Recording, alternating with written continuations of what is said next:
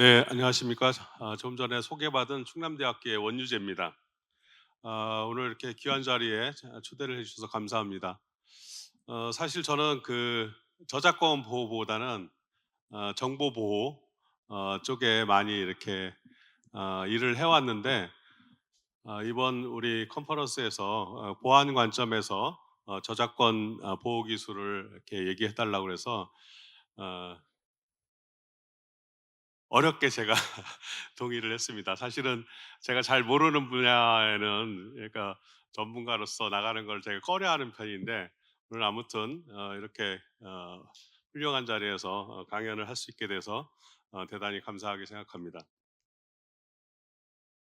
제가 오늘 그냥 정리한 것은 사실은 어, 기초연설이기도 하지만, 우리가 보안 기술과 저작권 보호 기술하고 어떻게 연계되는지, 사실은 우리가 뭐 오늘 주제가 창의성 보호, 수호 뭐 이렇게 하셨는데, 불법으로 사용하는 그런 저작권에 대해서 어떻게 막을 것인가라는 관점도 있지만, 사실은 모르고 그렇게 불법적인 행위를 하는 경우도 있기 때문에, 정당하게 사용하고자 하는 사람들한테는 어떻게 콘텐츠를 많이 활용하게 할 수 있는가라는 측면에서 사실은 보면 같은 기술이 적용이 되고 있습니다. 그러니까 어 창과 방패의 의미보다는, 창과 방패가 필요한 이유는 결국에 우리가 새로운 기술, 새로운 콘텐츠를 얼마나 자유롭게 유통할 수 있게 하는가라는 측면에서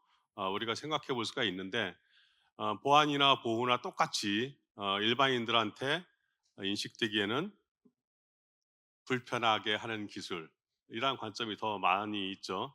그래서 우리가 그런 부분들을 우리가 어떻게 타개해 나갈 것인가라는 관점도 매우 중요한 것 같습니다. 오늘 주제를 보시면 아시겠지만, 보안 기술과 저작권 보호 기술이 어떻게 관계되는지를 살펴보고, 사실 굉장히 긴밀한 관계에 있습니다. 그래서 이 보안 기술은 또 어떻게 발전해 나가려고 하는지 그 방향성을 보고, 저작권 보호 기술도 서로 연계성을 가질 필요가 있다라고 하는 점들을 오늘 말씀드려 보려고 합니다. 오늘 주제가 초연결 시대 이렇게 했는데, 초연결 시대는 사실은 IoT라고 하는 그 용어의 출범하고도 상당히 관련이 있죠. 우리가 60년대 그 달파에서 인터넷이 만들어질 때는 국방의 그 기술들을 어떻게 안전하게 유통할 것인가라는 측면으로 시작을 해서, 인터넷이 처음엔 기술자들 간의 문서 공유 이런 측면에서만 사용됐는데, 그것이 90년대 초 월드와이드 웹이 나오고 하면서 IoT라고 하는 것이 현실화됐습니다.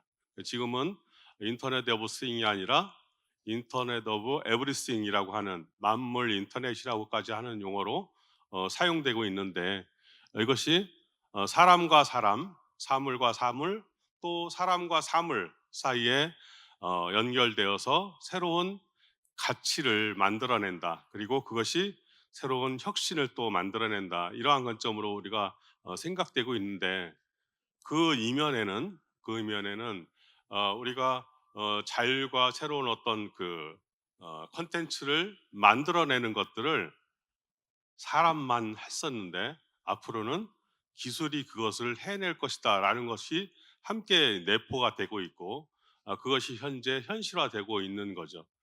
그랬을 때 사람들한테 자율과 책임을 부여했는데, 앞으로는 기계한테 어떻게 자율과 책임을 부과할 것인지, 이러한 고민들을 지금 하고 있는 것 같습니다. 그래서도 우리도 지금 국가적으로 AI 안전연구소를 만든다. 그러니까 이런 것들이 사실은 그 대표적인 어떤 사례라고 볼 수가 있을 것 같습니다. 콘텐츠 생산하고 소비하는 트렌드 변화를 좀 말씀드리려고 하는데요. 왼쪽에 있는 세계 경제 포럼 자료는 아, 언제 저렇게 발표됐을까요? 저게 2016년에 저렇게 예견을 한 겁니다. 2016년 세계 경제 포럼에서 모바일 기기가 사용이 증가될 것이다. 그리고 콘텐츠가 생성 배포되는 어떤 유통 경로 이런 것들이 단순화돼서 앞으로 매우 급증할 것이다. 그리고 SNS가 사용이 돼서 이런 것들이 서로 사람과 사람 사이에 어떤 상호작용을 통해서 새로운 어떤 콘텐츠들을 만들어내는데 프로모션 할 것이다. 그리고 이 콘텐츠를 제작하는 제작사라든가 유통하는 채널이 다변화될 것이다라고 하는 그런 예견들이 2016년에 예견이 됐습니다. 그런데 오른쪽에 있는 그 마스터카드의 자료는 올해 자료인데요. 올해 자료에서 지난 2년간 콘텐츠들이 70%, 그러니까 디지털 상품이 70% 증가했다라고 하는 것이 발표됐고요. 그리고 맥킨지의 저 내용은 패션 브랜드들이 디지털 상품을 위해서 지출한 비용을 얘기하고 있는데 2022년에 1,100억 불에서 2024년에 1,350억 불로 예견한 자료입니다. 이러한 것들만 보더라도 디지털 콘텐츠의 어, 유통 그리고 생산 상품으로서의 가치는 굉장히 증가할 것이다라는 것이 예견돼 있었고 그리고 시장의 변화 측면에서 보면 여러 가지 유형들이 콘텐츠의 유형들이 있지만 보시는 것처럼 소프트웨어나 게임이 압도적으로 많은 것을 볼 수가 있고요. 그리고 증가율을 보면 중간에 오른쪽에 있는 내용을 좀 보시면 되는데 분야별 매출 증가율 예상치를 보면 팟캐스트가 압도적으로 증가가 많이 되는 것을 여러분들이 보실 수가 있습니다.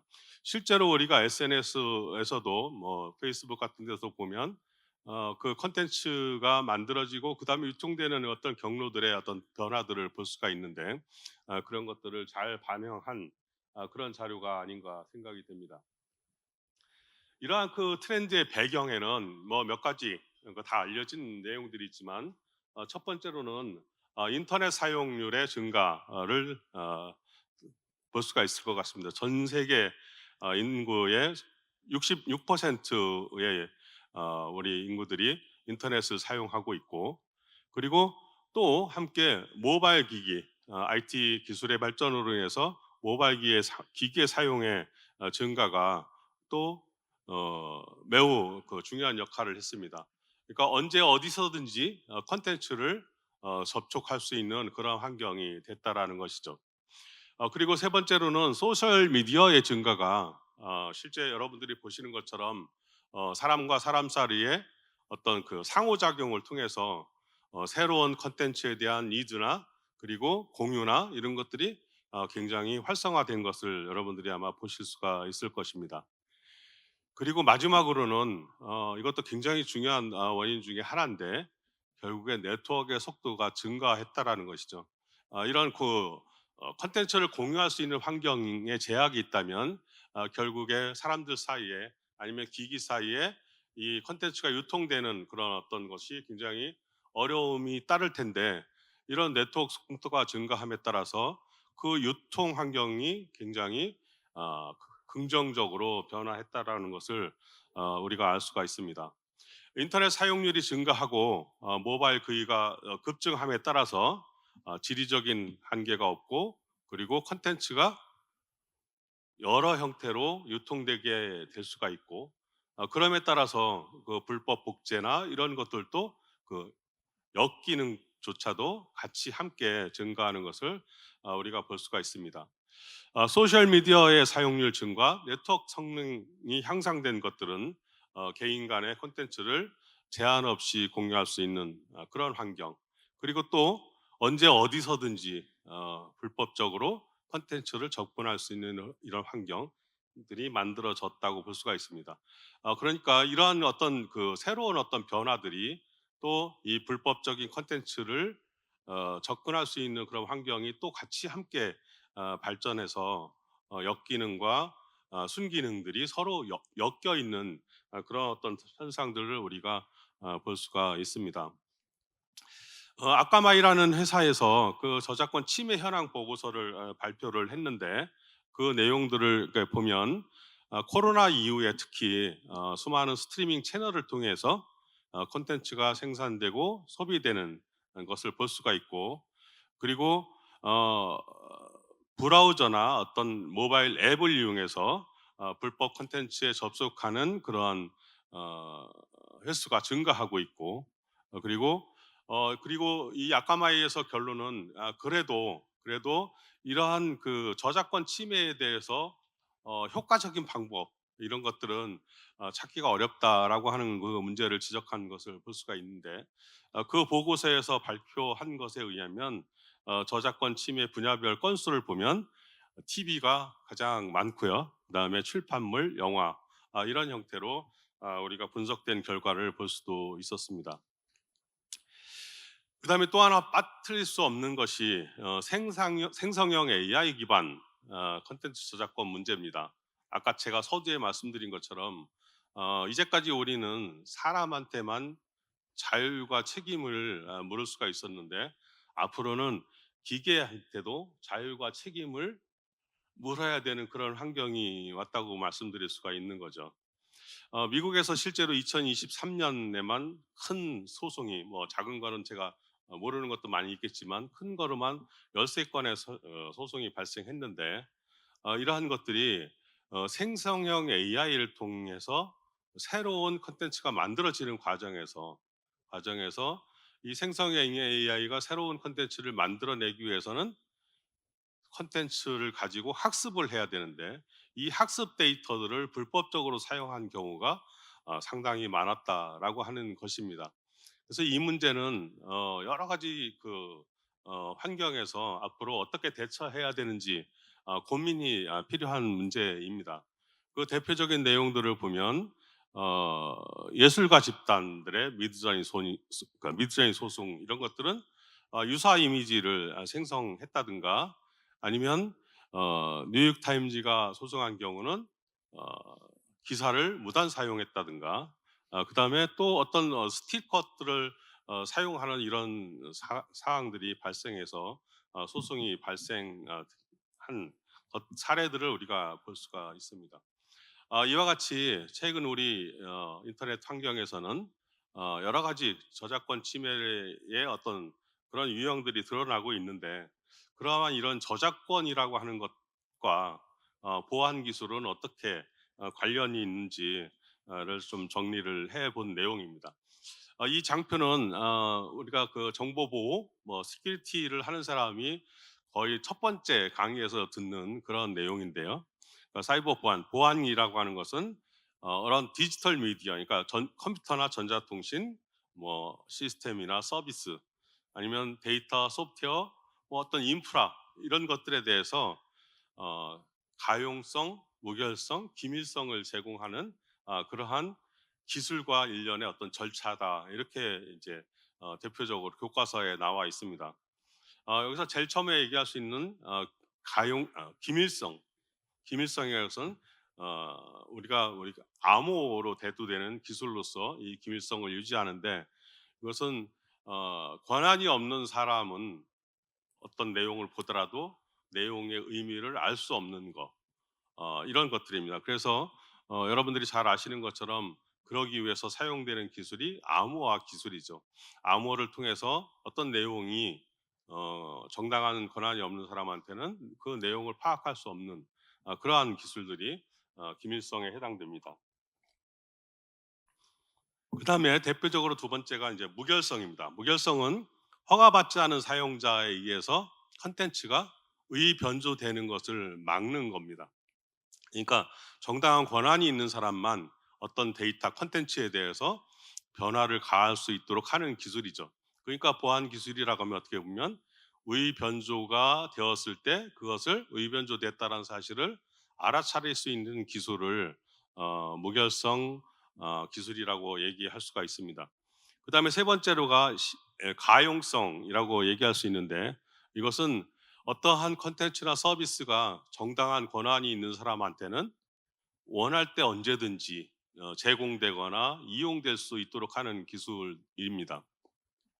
우리가 여러분들이 그 가용성에 대해서 대표적인 예들은, 예를 들면 어떤 사이트에 내가 접속을 해야 되는데 접속할 수 없게 되면 이것은 가용성을 침해하는 어떤 사고가 있다라는, 그게 이제 대표적으로 뭐 디도스 공격 뭐 이런 것들을 따질 수가 있는데, 어쨌든 제가 원할 때 언제든지 원할 때, 그리고 원할 때 이용할 수 있도록 돼 있다면 그게 가능하도록 해야 된다라는 거죠. 근데 여기서 제가 말씀드리려고 하는 것은 이러한 기술들이 어떻게 저작권 보호 기술하고 연관되는가라는 것을 볼 수가 있는데, 비슷한 점을 아마 바로 이렇게 찾으셨을 겁니다. 김일성 부분도 마찬가지, 권한이 부여된 사람한테는 그 컨텐츠를 이용할 수 있도록, 그러니까 확인하고 뭐 어떤 동영상이라면 동영상을 볼 수 있는 기술인 거죠. 이런 것들이 이제 그 가용 김일성에 해당되는 거고, 무결성은 아까 그 모사품이 만들어지고 하는 이런 것들을 막을 수 있도록 하는 것을 또 이제 무결성 기술이라고 할 수 있습니다. 좀 더 이렇게 살펴보면 여기에 나오는 것처럼 우리가 저작권 보호 기술로 대표적으로 얘기할 수 있는 것이 워터마크 포렌식 기술, 또 DRM 기술, 그다음에 카스 기술. 이거는 저작권에 관해서 종사하시는 분들은 대부분 아마 쉽게 알 수 있는 용어들일 겁니다. 이러한 기술들은 예를 들면 워터마크라는 것은 콘텐츠 내에다가 사람이 인지할 수 없는 어떤 저작권 정보 기술을 삽입해서 나중에 검출해 보고 그것을 저작권이 있다 없다를 식별할 수 있는 이러한 기술들을 워터마크 기술이라고 하죠. 그리고 포렌식 마크라고 하는 거는 워터마크 기술의 확장이라고 볼 수가 있는데, 유포자나 배포 경로 이런 것들을 추적할 수 있도록 하는 그러한 기술들이 포렌식 마크라고 얘기할 수가 있습니다. 그다음에 DRM 기술은 허가된 사용자에게만 이용이 가능하도록 하는 일종의 라이선스를 부여하는 그러한 기술이라고 볼 수가 있습니다. 그러니까 허가를 받지 않은 사람은 접근할 수 없도록 통제하는 기술이라고 말할 수도 있겠죠. 그리고 이러한 기술들은 대부분 암호 기술을 바탕으로 불법 접근이나 복제를 막도록 하는 것들이 들어가 있습니다.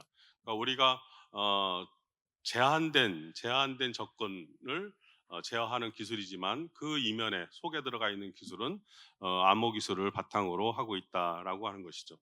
그다음에 카스도 마찬가지예요. 우리가 DRM과 연동해서 콘텐츠를 인증된 사용자에게만 전달될 수 있도록 하는 그러한 기술이 되겠습니다.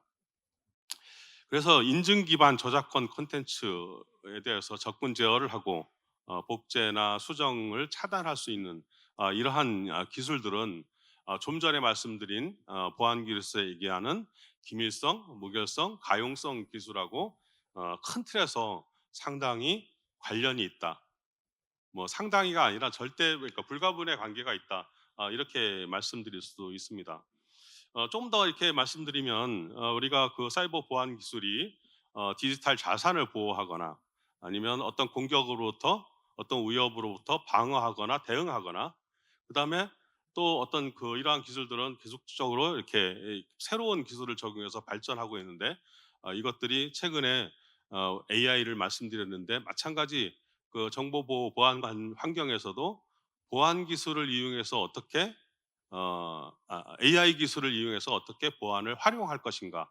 아니면 또 AI에 대한 보안을 어떻게 우리가 달성할 것인가? 이러한 고민들을 많이 하고 있습니다. 그런데 마찬가지 저작권 보호 기술 측면에서도 우리가 디지털 자산 보호를 위해서 DRM 기술을 계속 뭔가 발전시켜야 될 필요가 있고, 그리고 어떤 그 위협이라든가 이런 것들을 반응 위협들에 대해서 방어하고 대응하기 위해서는 좀 전에 말씀드린 어떤 포렌식 마크 이런 것들도 계속 발전시켜야 될 필요가 있게 됩니다. 그리고 또 AI에 의해서 새로운 어떤 콘텐츠가 AI가 만들어내기 때문에 이런 것들을 저작권을 보호할 수 있는, 그리고 그러면서도 창의성을 보호할 수 있는 그러한 방법은 어떻게 우리가 확보할 수 있는지, 이런 것들을 앞으로 더 지속적으로 연구가 필요합니다. 몇 가지 그 저작권 보호 기술 관련해서 연구 논문들을 보면 여러 한계점이 있다라고 하는 것들이 이미 발표가 됐습니다. 그래서 여기 보시는 것처럼 AI 기반 워터마크 기술에 대해서도 뭔가 이렇게 한계가 있다. 그다음에 신뢰할 수 있는 워터마크 기술이 없다라고 주장하는 그런 논문들도 이미 그 발표된 그런 사례들이 있습니다. 이러한 것들은 우리가 저작권 보호를 위한 새로운 기술 개발들에 대해서 우리가 더 매진할 필요가 있다라고 하는 것을 증빙하는 그런 사례라고 볼 수가 있습니다. DRM 기술도 마찬가지인데요. 우리가 그 보안을 하는 사람들한테도 예를 들면 보안의 대표적인 것이 암호라고 하면 암호 기술을 만들어내는 사람이 있고, 그리고 또 암호 기술이 얼마나 안전한지를 공격해 보는 사람이 있습니다. 그 공격을 통해서 암호 알고리즘의 안전성을 보장할 수 있는 이러한 기술들인 거죠. 그것들은 둘 다 그 보안을 하는 사람들의 영역에 포함됩니다. 여기서도 마찬가지, DRM의 경우도 마찬가지. DRM은 정당한 권한을 보호하기 위한 기술이지만 이 DRM 기술이 얼마나 안전한지를 연구하는 사람들도 마찬가지 저작권 보호 기술을 위해서 일하는 사람들이거든요. 이 말씀을 왜 드리냐면 창과 방패라는 말씀을 드렸는데 이 우리가 정보 보안 기술에 대해서도 대응 방어를 완벽하기 위해서는 공격을 시도해 봐야지 새로운 방어 기술을 만들어 내거든요.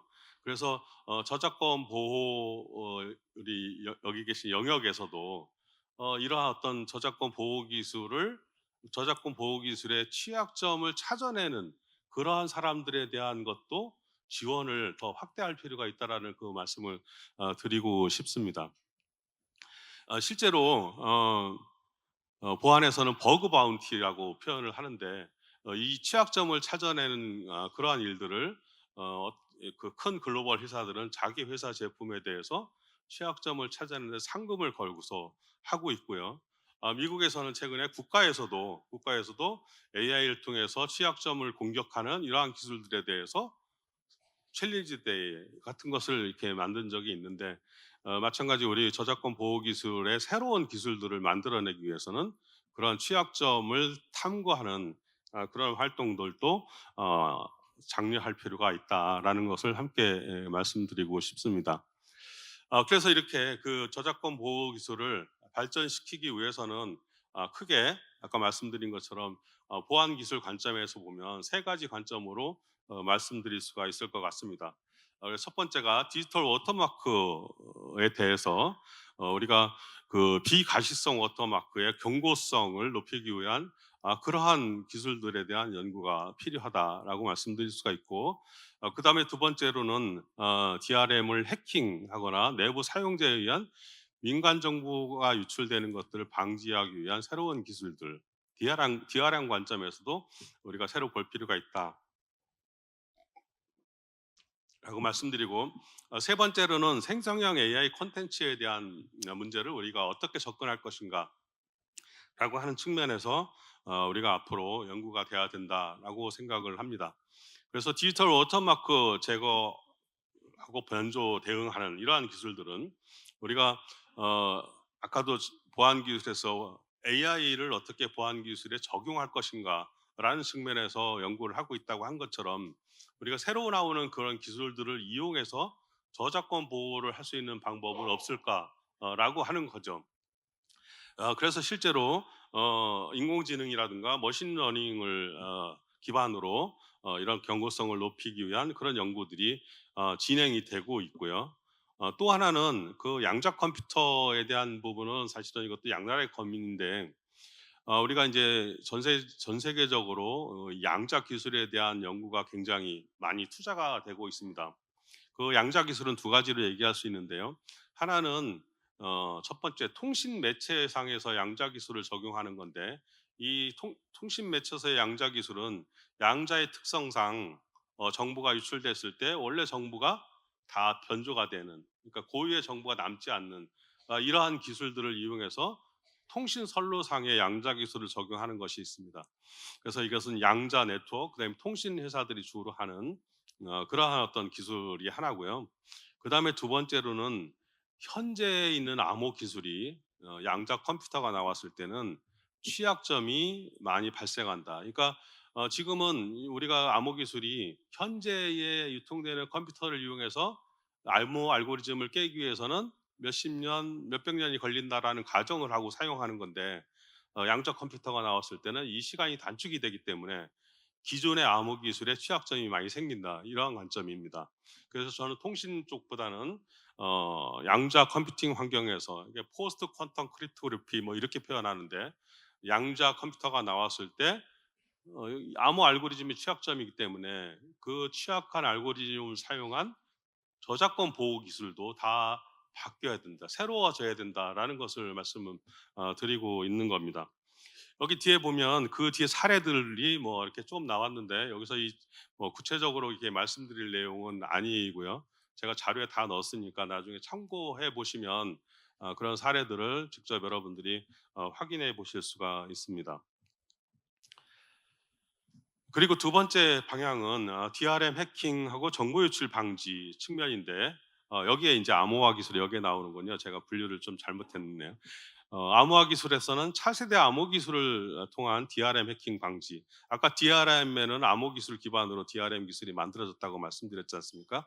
그래서 거기에 적용된 암호 기술이 양자 컴퓨터가 나오더라도 안전하게, 뭐 아까 그 기존의 DRM 기술도 안전하지 않은 부분이 있다고 했지만 거기에 적용된 암호 알고리즘도 양자 컴퓨터가 나온 뒤에도 안전할 수 있도록 더 연구가 필요하다라고 말씀드릴 수가 있습니다.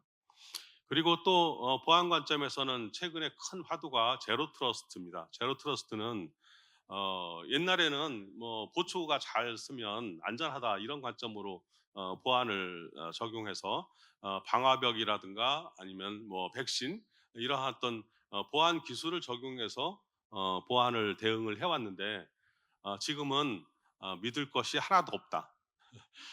연결된 모든 것은 믿을 게 하나도 없다라고 하는 측면, 제로 트러스트 관점에서 보완을 해야 된다라고 하는 것들이 굉장히 큰 방향성입니다. 그래서 이런 기술들이 아마도 지금 이제 불법, 이게 콘텐츠가 불법 유통되고 이런 관점에서는 어, 권한이 있는 사람한테 모든 가 허용된 그런 환경일 가능성이 아주 높습니다. 근데 여기서 더 문제가 많이 발생된다라는 거죠.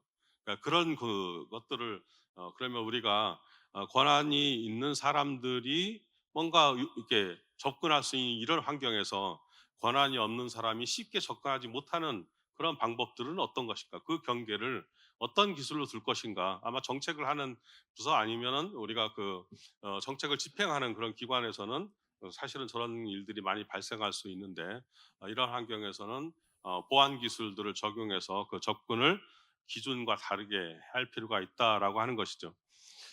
해킹 사고가 났을 때 우리 회사에 해킹 사고가 났다라고 하는 사실을 제가 스스로 파악할 수 있는 가능성은 매우 낮습니다. 그거는 사실은 누군가가 사고가 콘텐츠가 어디서 발견돼서 경찰이든지 어디서든지 "이거 당신네 거 아니야?"라고 했을 때 보니까 그때 이거 어떻게 나갔지? 우리 건 맞는데." 이렇게 확인되는 경우가 굉장히 이게 많거든요. 그런 것처럼 우리가 이게 보호를 하는 그런 과정에서는 사실은 그 보안의 경계가 약하다라고 하는 것을 우리 스스로 파악하는 것이 굉장히 어렵기 때문에 이러한 부분에서 마찬가지 확실하게 믿을 수 있는 것은 한계도 없다라고 하는 관점에서 접근하는 것이 좋겠다라고 하는 측면에서 제가 이제 열거를 좀 해봤습니다. 그다음에 세 번째로는 우리 그 IT 환경의 큰 변화 중에 하나가 클라우드입니다. 클라우드. 이것은 어떤 것을 그러니까 의미하냐면, 이제까지 우리의 자원, 데이터라든가 인포메이션이라든가 아니면 기기 인프라조차도 다 내가 통제할 수 있는 영역 안에 있었습니다. 근데 이것이 그게 아니라 앞으로는 내가 통제하기 굉장히 어려운 어딘가 제3의 공간에 다 가 있다라는 거죠. 그랬을 때 그럼 우리가 우리 저작권 관점에서 보호 기술을 하기 위해서는 어떻게 무엇을 해야 될까라고 하는 것이 다 여기서 이제 얘기하려고 하는 겁니다. 그래서 기준과 뭐 다르게, 그러니까 보안 측면에서도 굉장히 챌린지한 그러한 요소입니다. 클라우드 보안이라고 하는 것이 굉장히 중요한 요소인데, 저작권 관점에서도 이와 같이 기존의 환경과 달라지는 측면에서 우리가 어떻게 접근해야 되는지라고 하는 것들을 앞으로 고민을 할 필요가 있다라고 하는 것을 각각의 사례들을 하나씩 제가 대표적인 것을 이렇게 열거를 좀 해 보았습니다. 그리고 마지막으로는 생성형 AI 콘텐츠에 대한 대응 인데요. 이 부분도 사실은 우리가 접근하기 굉장히 어려운 건데 우선은 지금 현재에서는 저 AI 기술 자체의 안전성을 믿을 수가 없습니다. 그러니까 AI가 만들어낸 기술 자체 그 결과 자체를 신뢰하기가 어려운 그런 상황입니다. 그래서 AI를 연구하는 분들은 어 설명 가능한 AI 뭐 이런 얘기를 주로 많이 하고 있는데요. 그래서 또 이 AI를 바로 우리가 저작권 보호를 위해서 어딘가에 어떻게 적용한다 이런 것을 섣불리 얘기하기가 굉장히 좀 어려운 그런 단계가 아닌가 생각이 되고요. 그래서 우선은 정책적으로 법 제도적 측면에서 우리가 좀 접근할 필요가 있지 않은가 라는 생각을 했습니다. 그래서 해외 입법 사례 이런 부분들을 정리를 좀 해봤습니다. 당장 기술을 적용하는 데는 어려움이 있을 것이다. 물론 보안 관점에서도 지금 AI를 적용하는 것은 이 굉장히 많은 노동력이 필요한 부분을 AI를 적용해서 노동력을 감소시킬 수 있는 이러한 영역들은 우리가 활용하고 있지만 이 AI를 통해서 완벽한 보안을 구축해낸다라고 말하는 사람은 아직은 없거든요.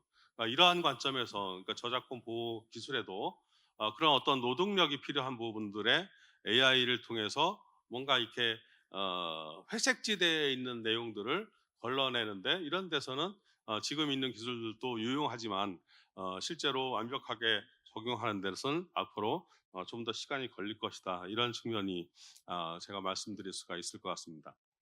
그다음에 두 번째로는 이제 블록체인을 제가 예를 들었는데 이 블록체인을 얘기하면 사실은 말도 안 되는 소리라고 얘기하는 그런 사람들도 많이 있습니다. 근데 이 블록체인을 어떻게 활용하느냐라는 관점에서는 좀 생각이 다르다는 의미에서 제가 적어 놨는데요. 블록체인은 분산 원장 뭐 이렇게 얘기를 합니다. 그러니까 원장을 여러 군데서 복사해서 가지고 있기 때문에 하나가 변조가 되더라도 더 많은 다수에 의해서 이 변조된 것을 알아낼 수 있는 기술이다. 이렇게 표현을 하는데 만약에 제가 어떤 콘텐츠를 합법적으로 사용하고 싶다고 했을 때 과연 이 콘텐츠가 AI가 만들어내는 것인지 아니면 다른 누군가가 정당하게 소유권을 주장하려고 하는 그런 콘텐츠인지 제가 확인할 수 있는 방법이 어떤 게 있을까요? 그런 게 지금 제공되고 있는가요? 정당하게 쓰고 있는 사람한테. 그러면 이런 정당한 사용자들한테 어떤 방법으로 그거를 확인하고 정당한 대가를 지불하고 쓸 수 있게 하는 환경 이런 것을 만드는 데 있어서는 이러한 블록체인 기술들을 활용할 필요가 있지 않을까라고 생각합니다. 불법 콘텐츠 유통을 막기 위해서 이 블록체인을 사용한다라고 하는 그런 접근보다는 정당하게 사용하고자 하는 사람한테 정당하게 사용할 수 있는 환경을 만드는 그런 환경에서는 우리가 블록체인 기술도 대안 기술로 생각해 볼 수 있다라고 하는 것을 말씀드립니다.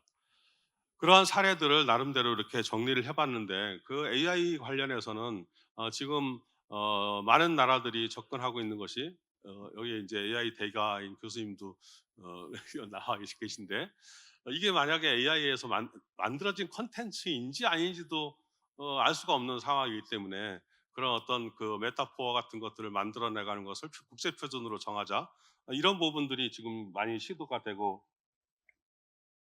있는 겁니다. 근데 사실은 불법 콘텐츠를 유통시키는 사람은 그런 메타포와 같은 것들도 의변제해서 또 유통을 시키기 때문에 그러면 이제 더 많이 생각을 해야 되지만 우선 국제적으로 새로운 환경에서 국제적으로 통용되는 어떤 기술 같은 것들을 지금 적용해 보자라고 하는 관점들이 많고 또 이런 AI의 어떤 악영향과 가지고 생길 수 있는 것들을 미리 법 제도로 만드는 이러한 어떤 어 운동들이 활동들이 미국이나 유럽에서 진행되고 있는 것을 나름대로 정리를 해 봤습니다.